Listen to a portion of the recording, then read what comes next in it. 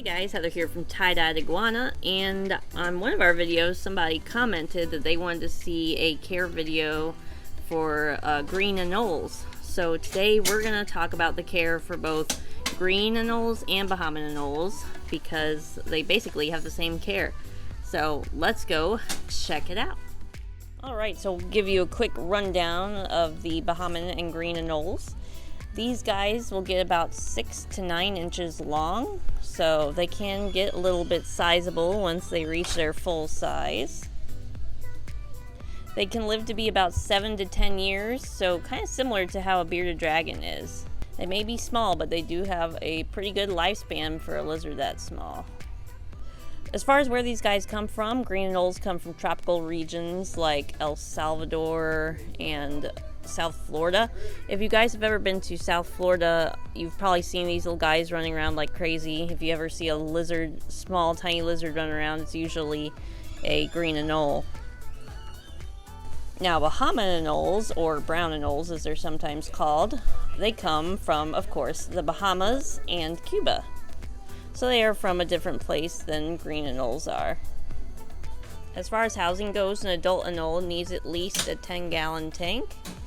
The only reason why we keep ours in a bigger tank is because we have a whole little colony of them.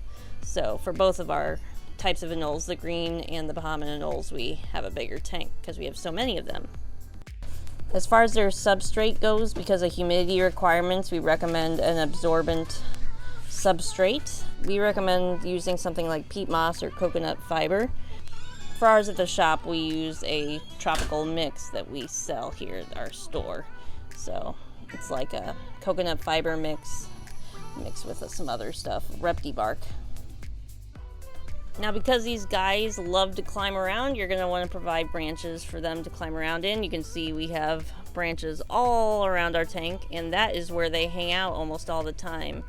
And if you can, live plants are always a cool thing to add to your tank, and they love to hang out on those too.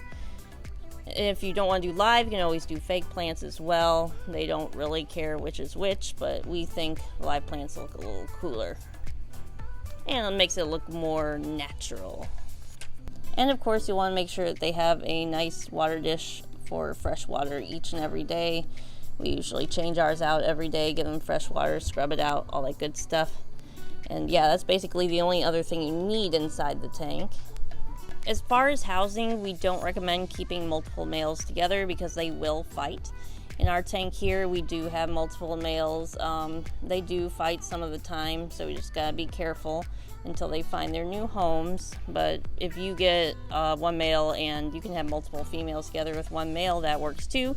Just be prepared for lots of little babies. Now as far as lighting goes, you'll of course need your heat bulb. You can see we got a nice heat bulb over here. And of course they'll need a UVB bulb like you see here. Because they are a diurnal species, they need that UVB to help make use of the calcium in their body. Otherwise they can end up with metabolic bone disease, which is a very bad thing. And for the hot spot for these guys, you're going to want the temperature to be about 90 degrees. You'll usually read that on the branches right below where the heat lamp is, because these guys, they don't hang out on the ground. You got to make the hot spot 90 degrees where they hang out at. So that would be on the branches. And then of course the cool side, it can get down to about 70 degrees, and that is perfectly fine. That's it as far as their temperature goes. Nothing too high and nothing too low. This is one of the tanks that will spray multiple times a day. They do require a high humidity in their tank, so you will need to spray it down with water every once in a while. But it's no big deal, and that's usually you'll have fun seeing them drink the little water droplets off the leaves and stuff. So that's kind of cool. As far as what they eat, we recommend feeding these guys different insects. They are insectivores. They'll eat crickets. You'll have to get small enough crickets for them to be able to eat them. You can also feed them other stuff like small mealworms, small waxworms, and cockroach nymphs. Just make sure it's stuff that they can easily swallow and everything. They don't have trouble.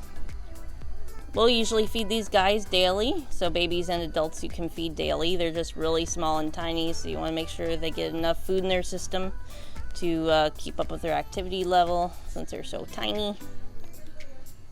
Now, like with other species of diurnal animals, you want to make sure you dust their crickets or other food of choice with vitamins once a week and calcium every day that you don't do vitamins. So probably about 6 times a week you'll do calcium, 1 time a week you'll do vitamins. But other than the setup, their care is pretty simple. You just gotta worry about spot cleaning their tank of the little poops and everything, giving them fresh water and scrubbing out the bowl to make sure algae doesn't grow on it. So you just want to do that every day. And then of course feeding. And of course you want to make sure that you don't feed them too much and have tons of little crickets running around. You just gotta kind of feed them what they eat in about 10 minutes or so.